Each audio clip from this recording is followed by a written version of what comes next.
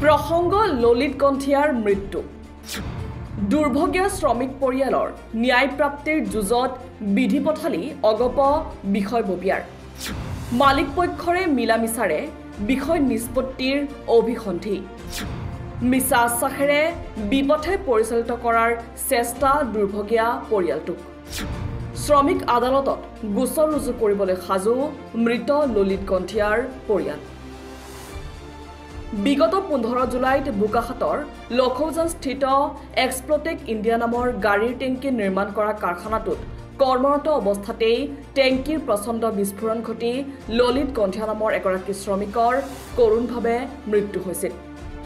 কেৱল নিজৰ মুনাফাৰ স্বাৰ্থত শ্ৰমিকৰ নিৰাপত্তাৰ সামান্যতম ব্যৱস্থা নকৰাকৈ এনকে হাজৰিকা নামৰ ব্যক্তিজনৰ মালিকী স্বত্বত থকা উক্ত প্ৰতিষ্ঠানটোৱে শ্ৰম আইন উলংঘা কৰি নিয়োজিত কৰি ৰাখিছিল শ্ৰমিকসকলক তাৰে পৰিণতিত 15 জুলাইত কৰুণভাৱে মৃত্যুক সাৱটি লৈছিল ললিত কণ্ঠিয়া নামৰ শ্ৰমিকজনে ইয়াৰ পাছতে শ্ৰমিক আইন অনুসৰি প্ৰাপ্য ক্ষতিপূৰণৰ দাবী কৰোঁতে মালিক পক্ষৰ হৈ উকালতিত নামি পৰিছে অগপ দলৰ বিষয়ববীয়া এই অভিযোগ উত্থাপন কৰিছে জিপাল কৃষক শ্ৰমিক সংঘই আৰু লগতে দুৰ্ভগীয়া পৰিয়ালটোৱে টেংকিত কাম কৰা অৱস্থাত তেওঁ মানে কোনো হেৰি নাছিলে তেওঁ সেইটো টেংকাত তেওঁ তেল আছিলে সেইটো টেংকাত তেওঁ কাম লগাব নালাগিছিলে তেওঁ কাম কৰাৰ কাৰণে মোৰ টেংকি ব্ৰাছ হৈ তেওঁ গ'ল আমাৰ সকলো শেষ হৈ গ'ল আৰু তেওঁ সেইটো মানে জনাহেঁতেন তেওঁ সেইটো টেংকিত কাম নকৰে তেওঁ যিখিনি ছুপাৰভাইজাৰ যি আছিলে তেওঁক তাত মোৰ মতে কামটো লগাব নালাগিছিলে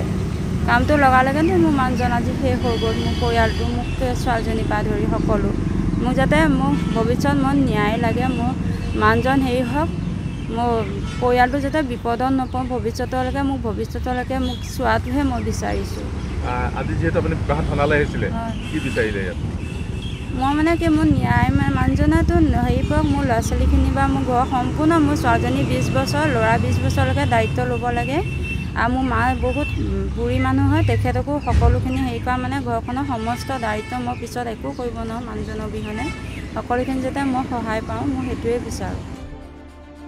উল্লেখযোগ্য যে দুৰ্ভগীয়া পৰিয়ালটোৱে উচিত ক্ষতিপূৰণৰ দাবীত শ্ৰমিক আদালতত গোচৰ ৰুজু কৰাৰ সময়তে প্ৰাপ্য ন্যায্য প্ৰদানৰ পৰিৱৰ্তে মিলামিছাৰে বিষয় নিষ্পত্তিৰ অভিসন্ধিত নামি পৰিছে একাংশ লোক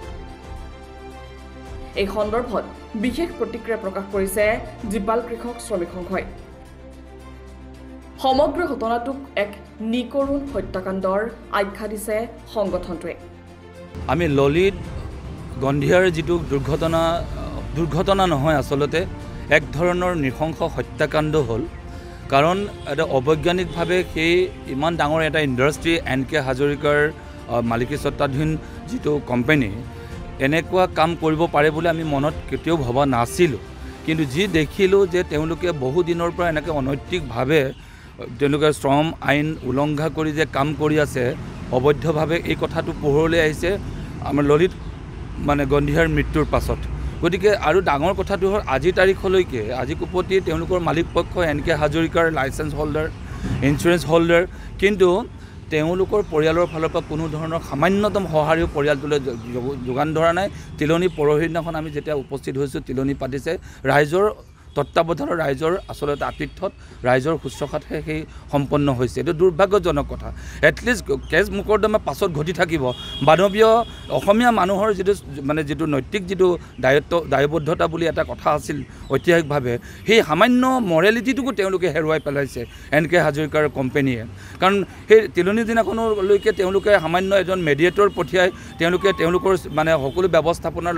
কৰি দিব নোৱাৰাটো ধিক্কাৰযোগ্য সেইবোৰ পাছলৈ আমি থলোঁ কিন্তু এতিয়া আমি কোনো কাৰণত এইটো ক্ষমা নকৰিম শ্ৰম আইন উলংঘা যিহেতু কৰিছে আজি আমি জিডি ৰিপৰ্ট উলিয়াব আহিছোঁ PM ৰিপৰ্ট এতিয়ালৈকে ওলোৱা নাই আমি জইণ্ট ডাইৰেক্টৰৰ লগত যোগাযোগ কৰিছোঁ যে PM ৰিপৰ্ট আমাক আজিৰ ভিতৰত আমাক প্ৰদান কৰিব লাগে আৰু দ্বিতীয় কথাটো হৈছে কি এইটো দুখ লাগিছে এটা কথা মই উন্মোচিত কৰিবৰ কাৰণে আজি সংবাদ মাধ্যমক আজি আমি থানাৰ সন্মুখলৈ সকলোকে সম্বোধন কৰিবৰ কাৰণে আমন্ত্ৰণ জনাইছিলোঁ এই ঘটনাটো আপোনালোকে ন্যায্যতা পাবৰ কাৰণে পৰিয়ালটোৰ লগত গোটেই সকলো স্তৰৰ মানুহে লগ দিব লাগিছিল কিন্তু শেহতীয়াকৈ এটা ঘটনা ইয়াত সংঘটিত হৈছে দুৰ্ভাগ্যজনক উন্মোচিত হৈছে অগপ দলৰ নেতৃস্থানীয় লোকসকলে বিশেষকৈ এই কামটোত উঠি পৰি লাগিছে তাৰে সভাপতি জগত কলিতা ডাঙৰীয়া স্বয়ং ইয়াত খুদ সভাপতি হয় মানে আমি এইটো কম নেকি যে তেখেতৰ পৰিয়ালটোৰ ন্যায্যতা বিচৰা নাই অগপ দলে বুলি ক'ব লগা বাধ্য হ'ম কাৰণ খুদ সভাপতিজনে যেতিয়া মিলা মিছা কৰি দলিল এখনত মাত্ৰ কিবা কৰি কেইটামান পইচা পুতৌ কৰি পেলাই পৰিয়ালটোক দিয়াৰ যিটো পোষকতা কৰিছে তেখেতে নিজে আইনৰ এজন ছাত্ৰ আইনৰ এজন প্ৰবক্তা হিচাপে অতলে এইটো কৰিব লাগে যে আইনৰ গণ্ডিত তেওঁ যি পাব লগাটো পাব লাগিব সেইটো স্তৰলৈ নগৈ বিভিন্ন তেওঁৰ মানে ষ্টাফক বা তেওঁৰ প্ৰতিনিধিক পঠিয়াই পেলাই পৰিয়ালবৰ্গক মিছলিড কৰিছে যে কেছ মোকৰ্দমালৈ যাব নালাগে আৰু ইমান আৰু এটা কথা কৈছে যে পৰিয়ালটোক যে ইমান ডাঙৰ শক্তিশালী পাৰ্টিৰ লগত তুমি সাধাৰণ পৰিয়ালে কেছ কৰি পেলাই জিকিব পাৰিবা জানো কাক ভাবুকি দিব আহিছে কাক ভাবুকি দিব লাগিছে বোকাখাটত আমি কৈছোঁ যে সৰ্বসাধাৰণৰ পক্ষত জীপাল কৃষক শ্ৰমিক সংঘ সদায় আছোঁ আৰু থাকিম আমি কৈছোঁ সৰ্বসাধাৰণ মানুহৰ ন্যায্যতাৰ কাৰণে কাম কৰিছোঁ কৰি আহিছোঁ কৰি থাকিম আৰু আমি ন্যায্যতা পাই আহিছোঁ পাব লাগিব ইয়াত কোনো ধৰণৰ ৰাজনৈতিক চক্ৰান্তৰ বলি হৈ ললিত গণ্ডিয়াৰ পৰিয়াল যাতে বঞ্চিত নহয় সেইটো খবৰদাৰ কৰি দিছোঁ আমি কৃষিমন্ত্ৰী অতুল বৰা ডাঙৰীয়া আৰু খুদ এই জিলাখনৰ বোকাখাট জিলা অগপৰ সভাপতি আমি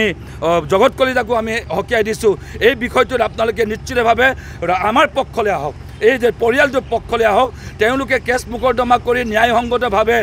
ল ভংগ কৰা এই পাৰ্টিক জগৰীয়া কৰি তেওঁলোকৰ প্ৰকৃত কম্পেনচেশ্যন পোৱাৰ সপক্ষে যদি সৎসাহস আছে যদি জনতাৰ পক্ষত এই দলটো আছে তেতিয়াহ'লে কাম কৰক নহ'লে আমি ক'ম যে অগপ প্ৰকৃত সৰ্বসাধাৰণ মানুহৰ ন্যায্যতাৰ সপক্ষে নাই মালিক পক্ষক উদ্ধাৰ কৰাৰ কাৰ্যত লিপ্ত হৈছে বুলি ক'বলৈ আমি বাধ্য হ'ম এতিয়ালৈকে কিন্তু ঘোষণা কৰা নাই কৰিব লগা হ'লে কিন্তু কথা বেয়া হ'ব বোকাখাটৰ পৰা পল্লৱ হাজৰিকাৰ ৰিপৰ্ট দ্য অপিনিয়ন